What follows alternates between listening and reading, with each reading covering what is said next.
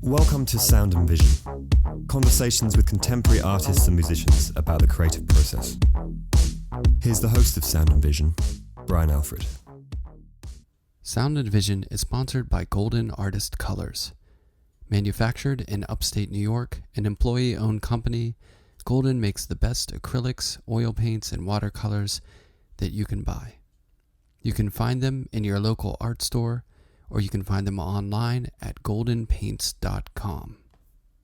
Sound and Vision is supported by the New York Studio School, where drawing, painting, and sculpture are studied in depth, debated energetically, and created with passion. The school's full-time programs, a 2-year MFA, and a 3-year certificate prioritize experimental learning and perception. Beginning in fall 2021, the Studio School welcomes artists from around the world to join its inaugural virtual certificate program. Combining the studio-centric emphasis of the school's teaching methods with an individual real-time approach to online learning, this full-time program is designed for serious artists and dedicated aspiring artists who seek to cultivate the studio skills and methods that will prepare them for a lifetime of art making. The priority application deadline is April 30th, 2021. Apply online today at nyss.org.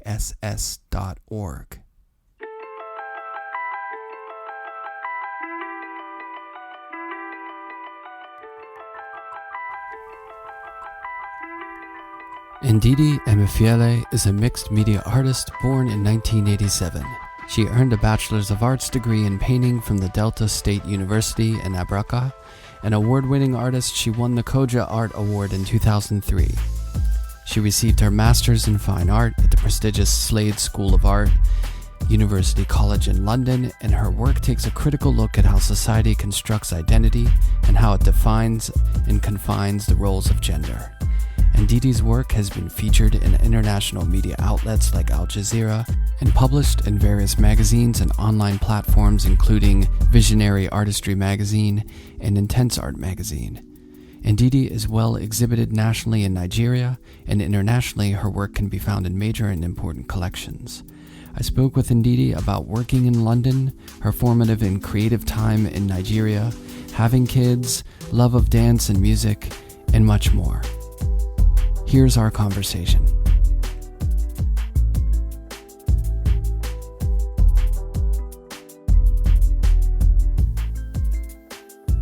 But you have a very nice voice, so we've got that going for us too.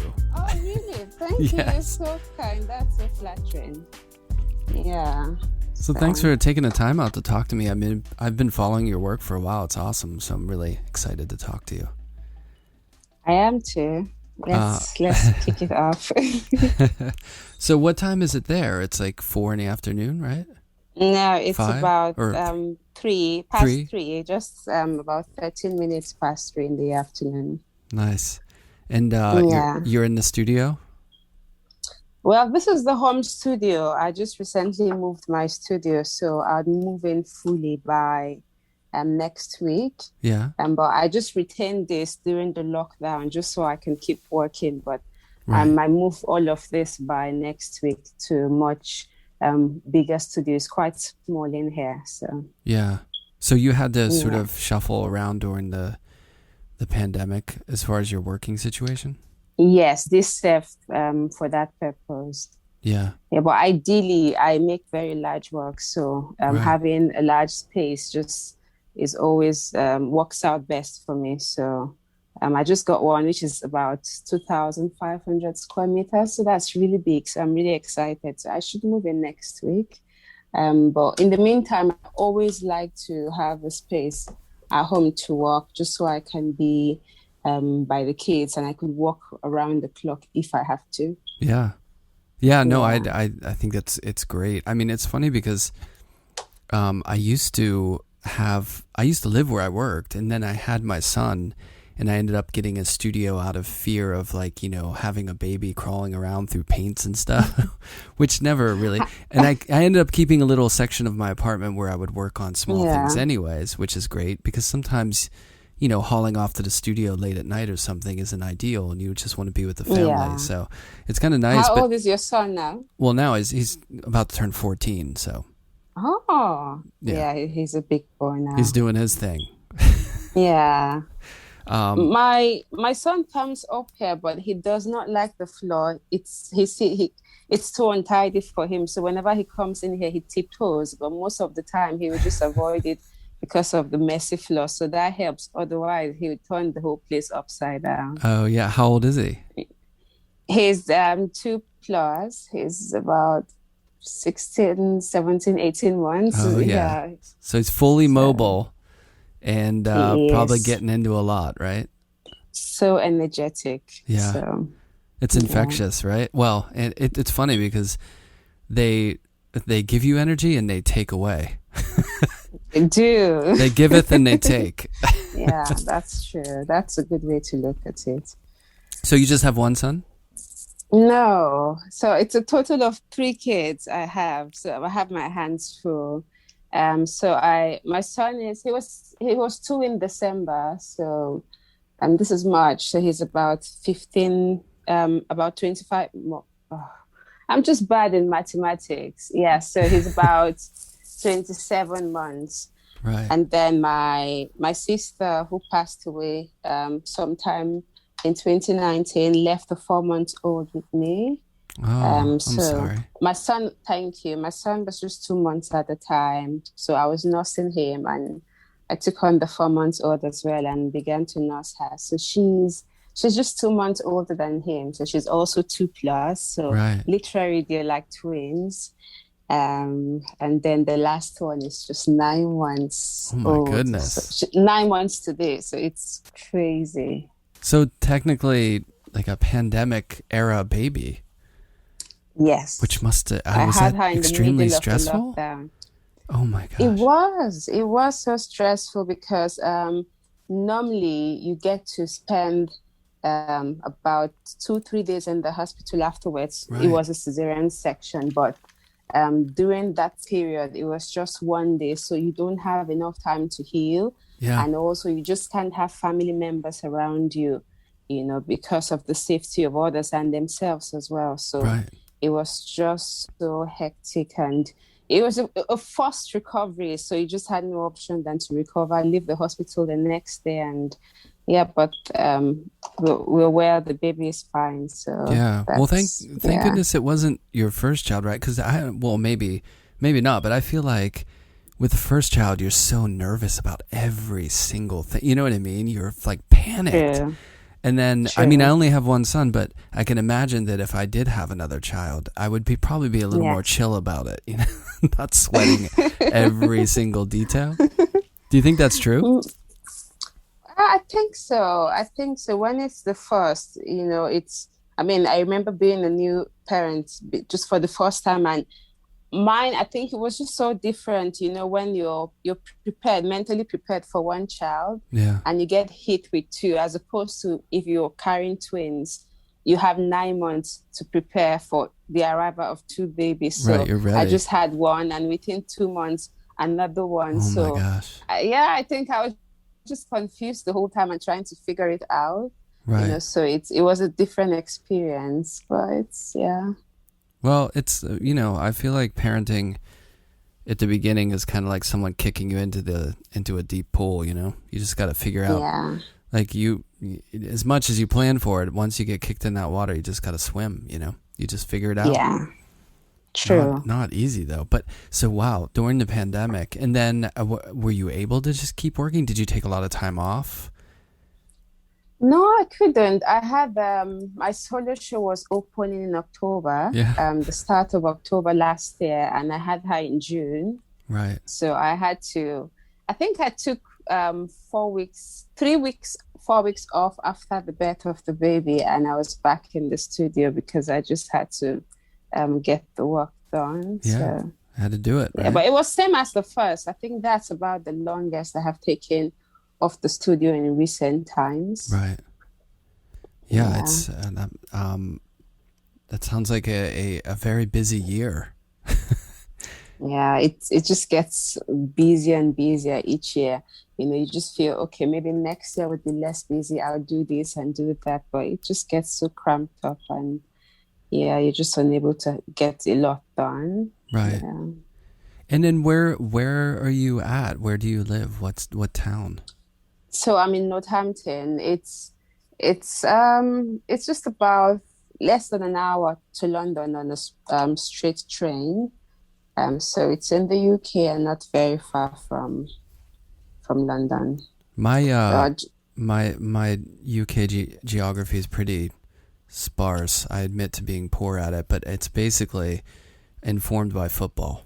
It's okay. like the only. Oh, okay. That's my geographic sort of knowledge of the UK is based on football teams. Yeah. So is it north or is it south of or? Um, this is the West Midlands. Okay. Yes. Yes. And then do you have So more space? I mean, do you find, like you said, you've got a big studio? yeah, it's huge. Is it a little easier to get space where you are? It should. I just feel like you get more value for money in terms of space. Yeah. So working outside of London was by choice. I had my graduate program at UCL, University College, at the Slade School of Fine Art, which is in Right. London. And Yeah. I just find working in London so distracting, maybe because I have a lot of friends and they want to be at the pub every other day, Right. so I just kept giving excuses. So that was one reason. It's just easier when I make out time and go as opposed to just all the time.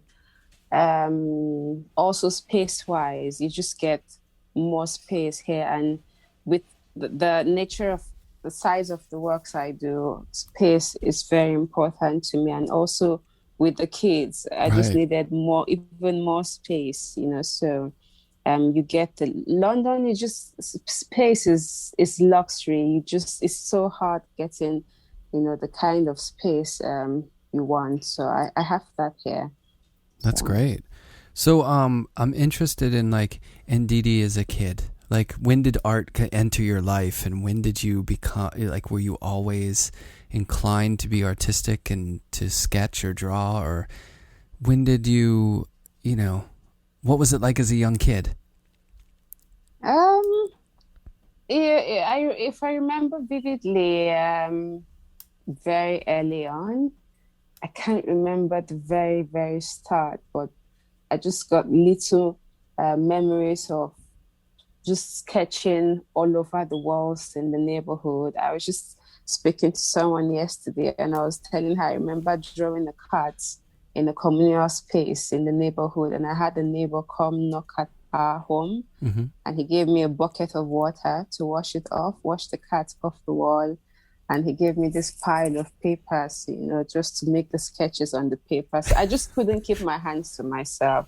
I was drawing everywhere, all over the neighborhood. I think it gave my parents some concern because my dad just felt I won't focus on any other subject other than art. And when the school was in session, I would misplace all my notebooks for other subjects, except my sketch pad would be intact. Right. I just didn't care about the other subjects. It was just only art that made sense to me. So I just kept at it. But I had a cousin at the time who was an artist, but he passed away in '93.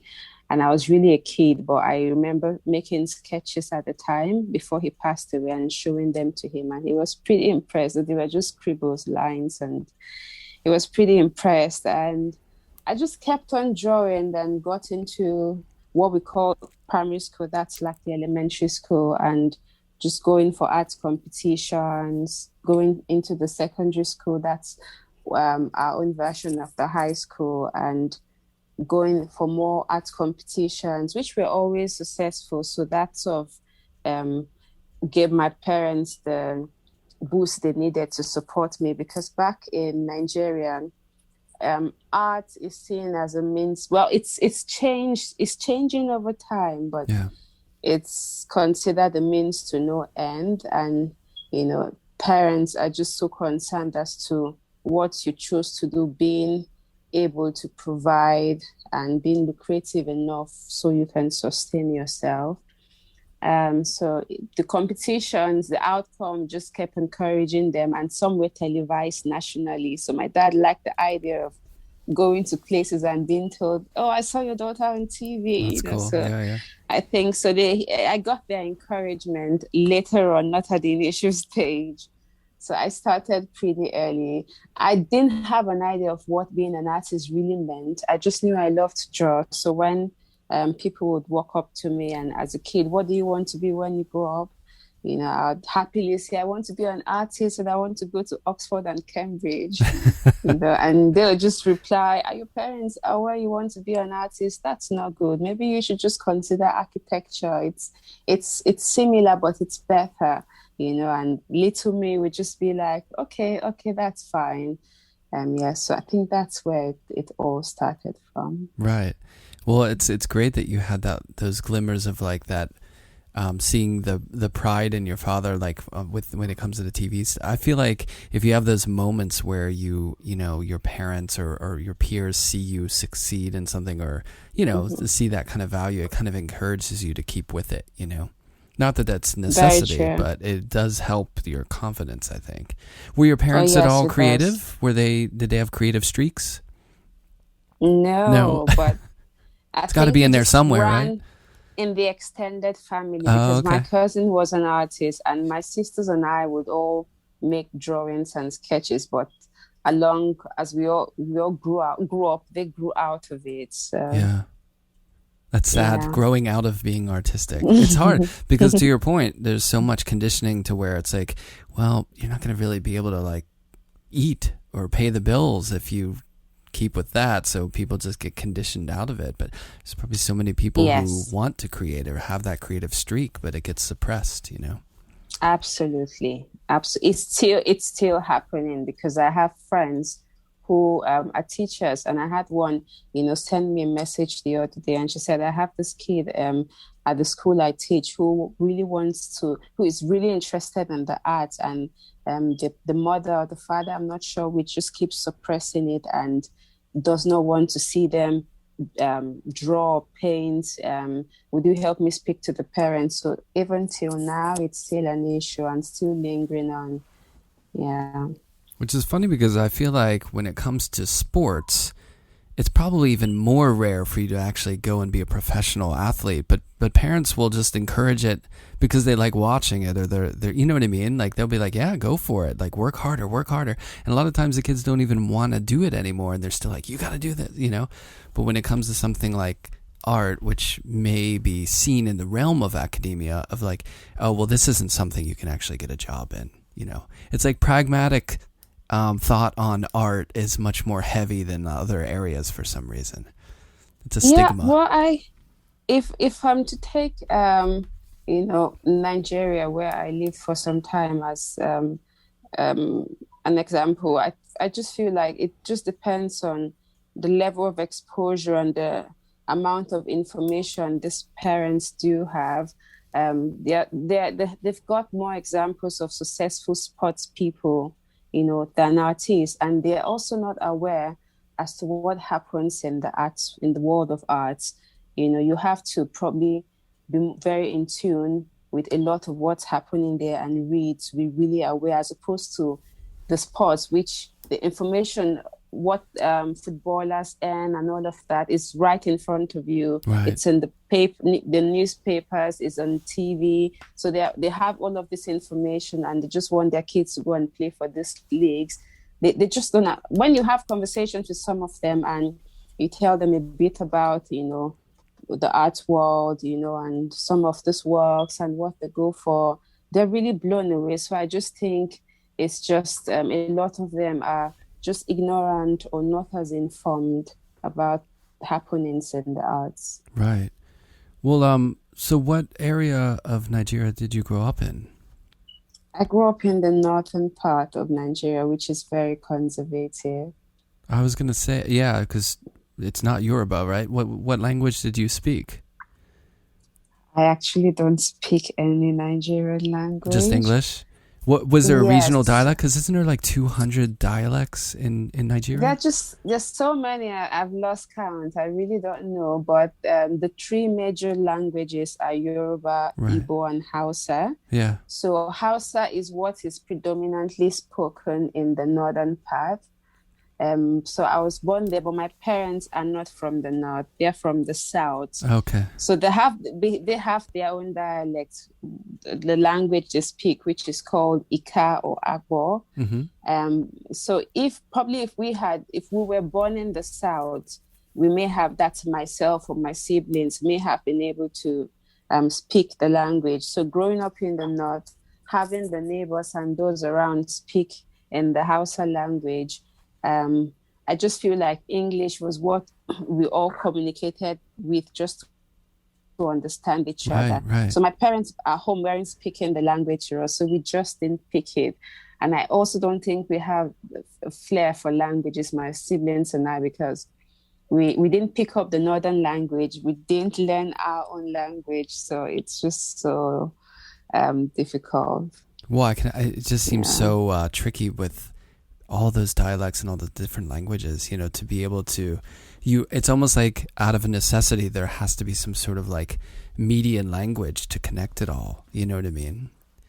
Well, we have the Pidgin English, which a lot of us can speak and can understand, which has become like the lingua franca in especially the middle belt, the southern region. Yeah. They have a way whereby they funkify the Pidgin English, just the way you have the Jamaican patois. So they just sort of funkify it in a way and just use it as a universal language, because the average man can understand it, the middle class will, so that's what a lot of people speak. But then again, you still have the three major languages, which is spoken by the vast majority.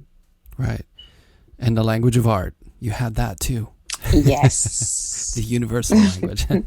So yes. I happen to love music and play music, and it's Sound and Vision. We talk about music a lot, and I love High Life and Juju. Like, I've listened to Nigerian music for a long time, so I wonder, like, what was music like growing up? Was it something that you were really into? Was it in the house, or what was your relationship to music? Music still has a strong influence on my work. So we were surrounded by music, though growing up was mostly gospel music. Mm-hmm. My parents did introduce that, and going into the higher institution, welcomed other music. But music and dance, which go hand in hand. I've always been into dance. So in my secondary school, which is the high school, I was in a dance group. It's called the Igbo Cultural Dance Group. Mm-hmm. So when you're quite good in the routines and the choreography, they make you the leader of the group, which thankfully I became the leader of the Igbo cultural troupe at the time. So it's just cultural dances, but with very good cultural music.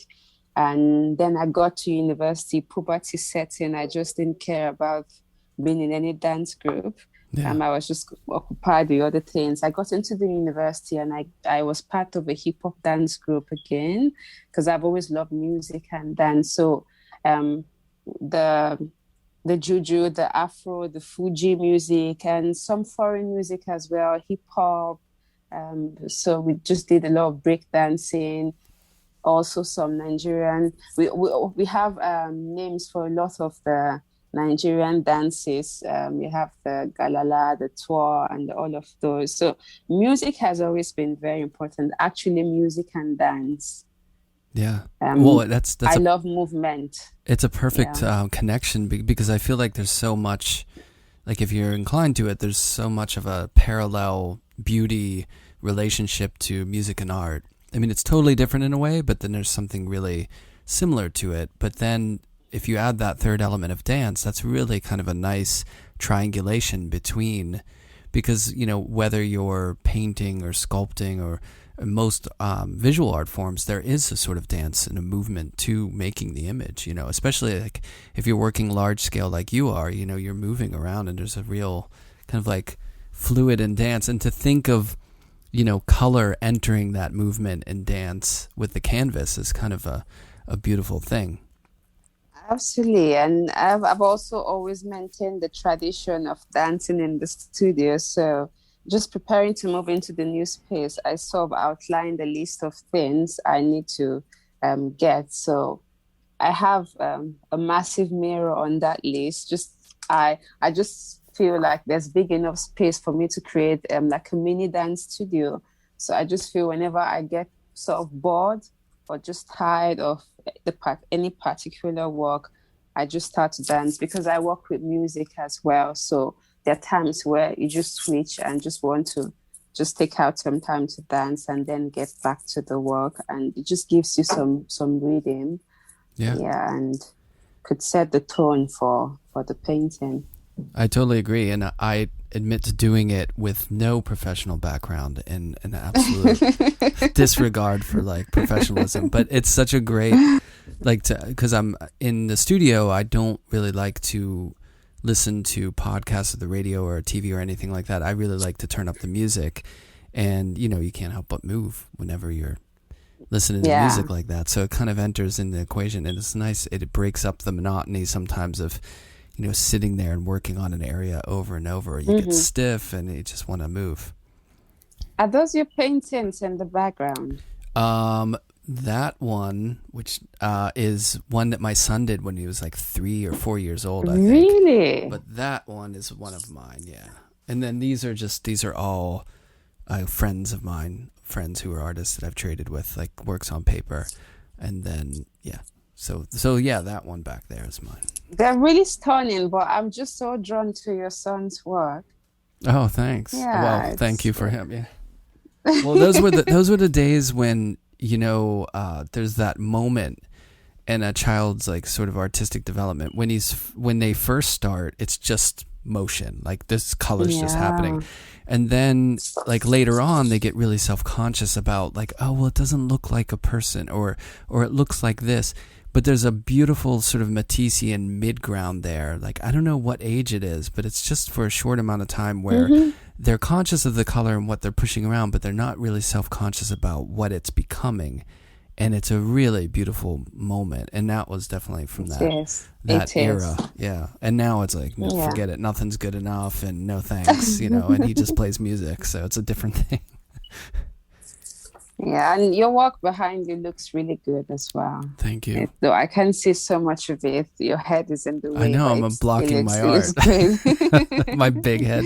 Well, this is, so in my house, I have like kind of an office room where I do recordings and I do a lot of work on the computer, like I do animations and stuff too. So, I've kind of like to what you were saying, it's nice to have a space at home and then like a studio proper as well. I kind of like working between places, you know, it's a nice, it feels like you can reset, you know, recharge and see things differently. But I mean, I imagine for you, like speaking of like resetting and seeing things differently, when did you move? Like, did you move for school or did you move earlier than that? So I moved for school in 2014. So it was a 2-year program. I was here from 2014 to 2016. At the stretch, I can count how many times I traveled out during that period. Yeah. Just a few times. So was my base at the time, and then I went back to Nigeria before the end of 2016. But I was still frequenting the UK because I'd always I'd been working with the gallery here since 2016. So I had to come for shows, come all the time to see family. So it was like a second home. I was considering moving at the time, but I think I was contemplating and going back and forth. And then when my sister passed away, we were really, really close and we were almost inseparable. And when she passed away in 2019, February, I just felt like there wasn't anything keeping me back in Nigeria because she was probably the only close friend I had at the time. A lot of my friends had relocated out of Nigeria, so I just made up my mind in 2019, and before the end of 2019, we moved Yeah. here. Was it a big, obviously it's a big shift because it's far, but culturally and everything, was it a massive adjustment, or did you feel pretty, I would imagine school sort of like gives that structure to it that you have to jump into, which keeps your mind busy with all that stuff, right? Yes, I feel the first time around I moved here, that was the bigger adjustment. This time around, I was very familiar with a lot of things, the system, how it works here. So it didn't feel like a big adjustment this time around. And back in Nigeria, I'd always maintained the home studio. So I was mostly working from home, Yeah. which is what I began doing when we moved here as well. So it wasn't a big change. It was just the first time around where that it was a 2-year course, and the first year I spent the whole time trying to figure out everything, how things work here. The train system, I kept hopping on the wrong trains, getting off in the middle of nowhere, starting the journey all over again. It was so frustrating. I have a close friend at the uni. We were at the uni together, and when we were recounting our experience back then, I just told her, I said the first year I was so confused, and she said you really looked lost. So now it's a lot better. Yeah. You've acclimated. And what kind of work were you doing when you entered school? So I was working on mostly portraitures. It was just the bust, the torso. I wasn't making full-bodied figures. I was just making these portraitures with the glasses, like pop works, fun. They all looked like fun, happy-looking females and very colorful, vibrant works. And then I feel like art school just shakes you and breaks you and gets you to that point where you begin to unlearn everything. And I think that happened. I didn't think that was going to happen because I'd graduated from the university undergraduate in 2007, which was 7 years before I went to art school. Right. So I'd sort of found my voice, and my artistic language was quite, formed. And I just felt, okay, this is it, just go from here. And I got to art school, and it sort of opened up my mind and my perspective and broadened my horizon as to what I could accept or consume or as art.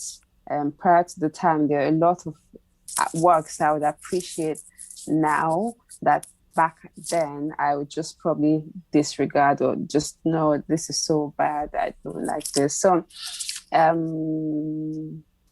I think that's what art school did. So the question was what sort of works? I think I'm just derailing. So it was just mainly portraitures, just small works, mostly small works actually, around the 100 cm, 70 cm size works. Yeah. Right. Yeah.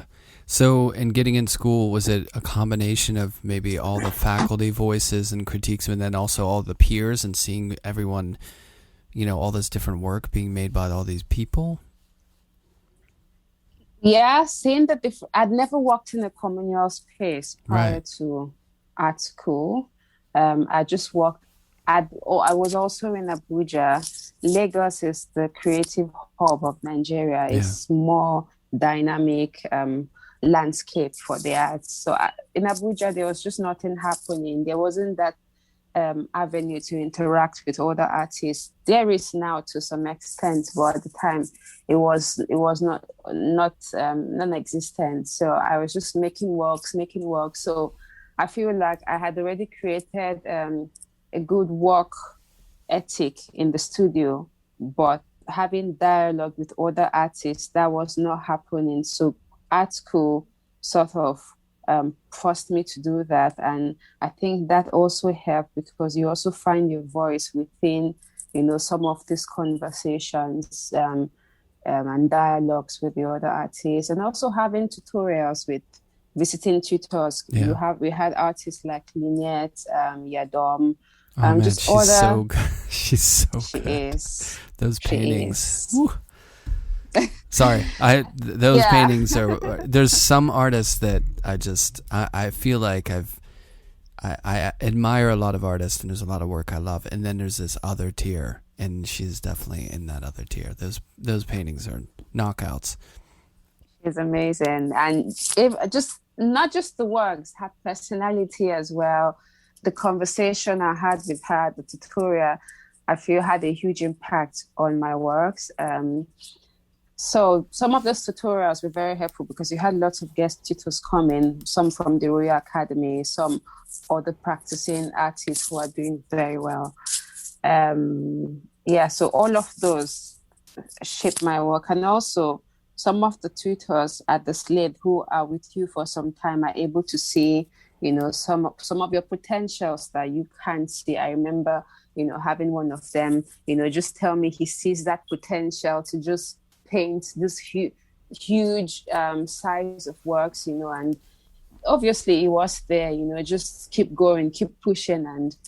And so it was helpful at the time. And while being in the art school, you just can't say how helpful how helpful it is, but I feel like in the long run you begin to see the dividends. So yeah, it's hard in the moment, right?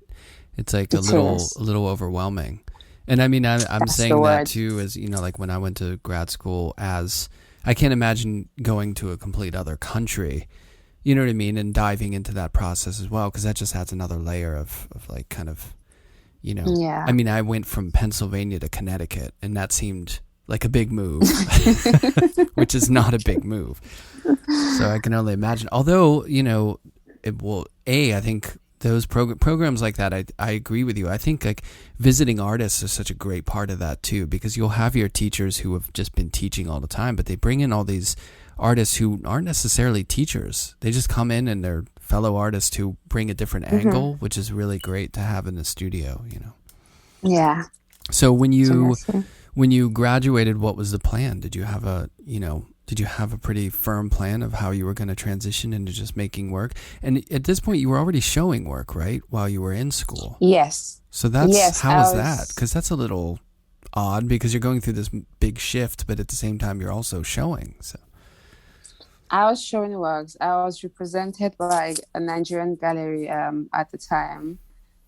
So we weren't having a lot of shows because I was in school. So it was we just had a few art fairs, I believe Art 15 and 154, Contemporary Art Fair at the time. The plan was, I'm always up for a challenge. So being in Nigeria, just being in that space and just keep making works in that space, I just wanted to see what was out there. I wanted to stretch myself. I remember telling my dad when I was going to art school, and he didn't understand it. He told me, what have you considered these great art schools we have back here? Do you really need to go? I told him I have to. And eventually when I finished and I came back, and he understood some of the reasons why I had to. He could see the change. yeah, So it was, I feel like a lot of my colleagues in art schools obviously had to take on part-time jobs just to be able to afford art materials and just keep the whole thing running. So I didn't take that up. So I was mostly busy in the studio, just trying to get works done, so I could also have some works to exhibit apart from just having works in the studio for the program. So I think that was just the only thing that felt different. Other than that, I just felt like any other student in graduate program, just making works and going through the whole process. yeah. When you sort of got out and started making your work, what was the content of your work pretty much like what you're doing, and the way that it, what it currently is and, what we're familiar with seeing out in the world? Or did it still shift after school quite a bit? And were you working at that scale as well? Or is that something you did once you got out of school?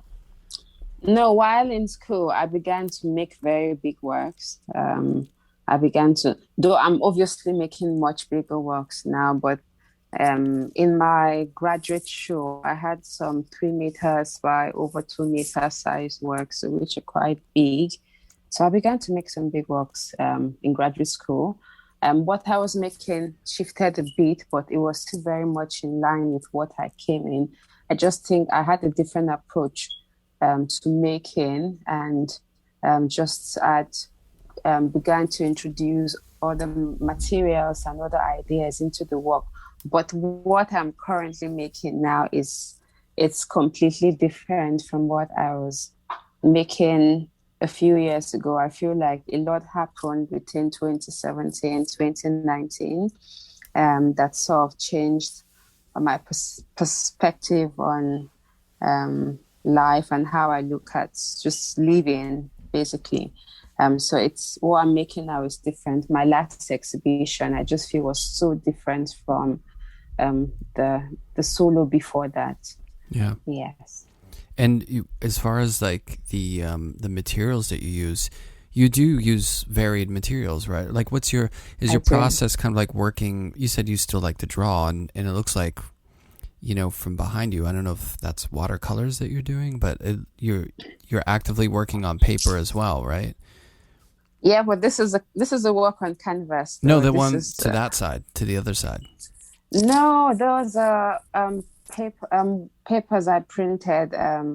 Some of them are painting, some are just reference photographs I printed. Okay. So, yeah. But I work on papers. I started out with working on paper, and then I shifted completely to working on the canvas. Though the initial stage, it was just working on small scale paper. And then I began working on very large paper, over 3 meters. Sometimes I could get to 4 meter size papers. So I still work on papers. I use a lot of fabrics, compact disc, just anything I can lay my hands on. I'd always maintain a studio from home, so I think I just began to introduce a lot of the items that just laid around in the bedroom where I was working at the time before at school. I use I get this vintage clock bezels. I get some of them on eBay auction. I'm just looking around to see what I can see, but I love textures. I love that tactile feel of material. So I just, sometimes it's just an experiment and it stays an experiment, but I rather just try it out and see what it feels like, or what it comes out like. Yeah. And the imagery in the work, is a lot of it invented, or are you using are you looking at life ever, or photographs? Like, how do you sort of generate those images? Is it references? Is it I'm sure it's a combination of like imagination as well, but yeah. Yes. So I imagine the composition, then I begin to look for references that sort of fit the idea together. So I feel like that's what takes most of the time. Executing the work itself doesn't take so long, but piecing all of those ideas and thoughts together. So I could take this face of this individual, I take this arm off another one, this foot off one dude, and I begin to piece them all together. So a lot of it is imagined, and the initial idea most of the time is just not how it ends, the work ends. I introduced so many other things that weren't there at the start. Yeah. So it really does have that collage feel in process and in look. So it's kind of like absolutely taking these disparate elements and like combining them together.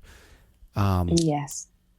Yeah. So that and when you're working, you can imagine like the physicality of that process resonating with like dance and music as well. So like in the studio, Are you a music person, or are you silence? Are you radio interviews, or what do you do? All of those you mentioned at different times in Right. the process of the work. There's a time where I just want it dead silence. I need to figure out what I'm doing with the work. And I get to a confident level where I feel, okay, I can dance now while I work. Then I get to a time where I feel like I need to fill my mind up with some information. Then I could start to listen to it could be an Instagram live interview or just something. So I do all of that, but a lot of the time I have music playing. Yeah. And well, I can imagine that, having 3 kids will definitely make you want to have silence at times. Well, what it's done is I have to have the music on a low volume just so I can hear if anyone is screaming. Though Oh, right. thankfully I have a little help, but still I have to have the music on low volume so I could always run. Like I feel also motherhood just changes you in so many ways, stretches you and just helps you adapt to a lot of things. Prior to now, when I start working, I just don't want any kind of distraction. I just want to, but now I can switch out, switch in, switch out, switch in, and the process still goes on. So I have music. I just can't blast it to the highest volume like I used to. Right. Yeah. I So, used to love to wear headphones, like noise canceling, and just go really loud so it's yeah. immersive. But it's a thing that one of the striking things about being a parent is that at least for some, I'm sure, for me, it's like you feel like you're never really off the grid. Like you're always kind of like you have an ear out or an eye out and you're just ready. You know what I mean? You're always on call. Yeah, It's like a feeling that absolutely. never leaves. I'm sure it just doesn't leave you. You just always feel like you're at the ready. You know what I mean? Like I used to just put the phone down, like, and just not pay attention to it the entire, like I could turn the world off, you know what I mean? But like when my kid's in school, like I always have to have it nearby because I feel like, well, what if I get a call? You know what I mean? You got to be on call.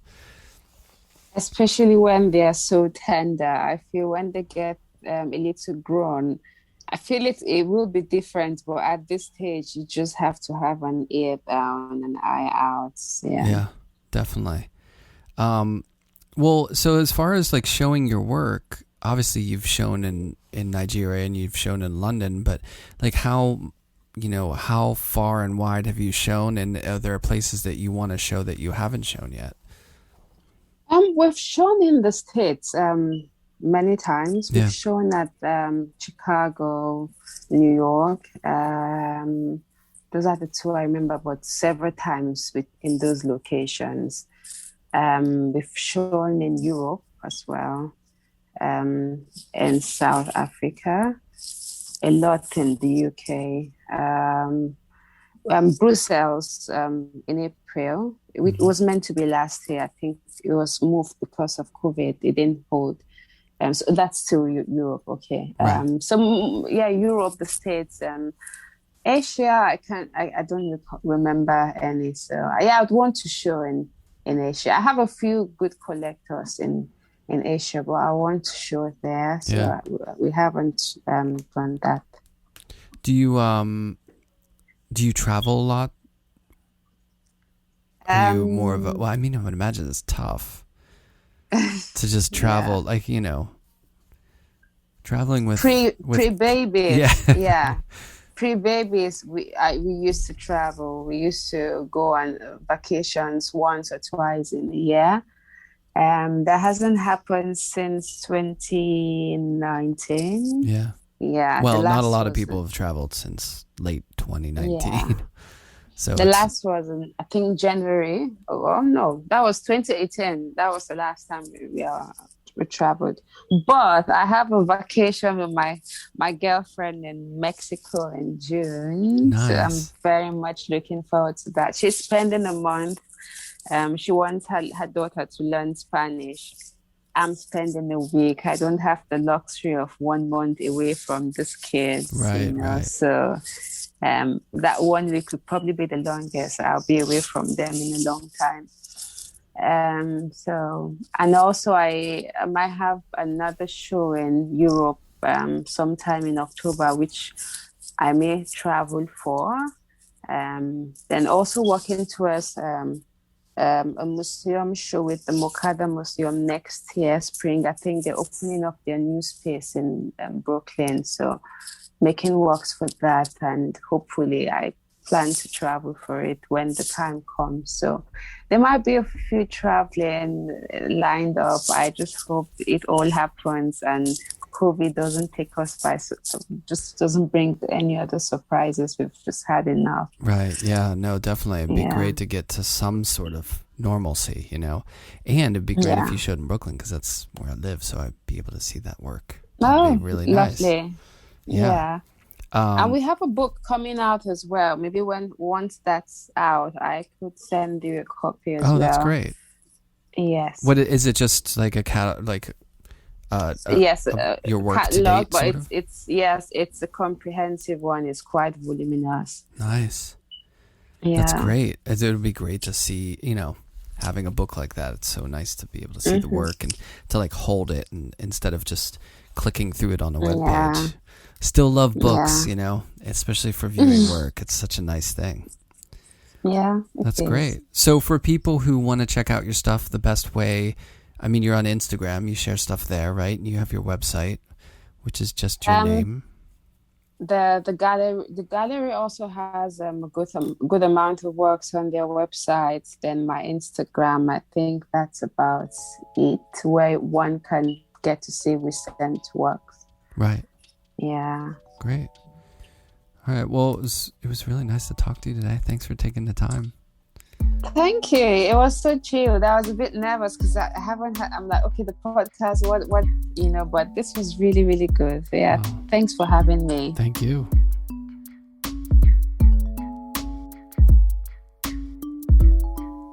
Sound and Vision is recorded and produced and edited by myself. You could check out more information on the podcast at soundandvisionpodcast.com, and you can see more images on Instagram at Sound and Vision Podcast. If you could leave a rating and review on iTunes, it really helps. Many thanks to Ndidi for joining me from London to speak about her work and her life. And many thanks to Michael Lovett for his introduction. And make sure you check out his remix record that just came out. It's on Spotify and all the platforms.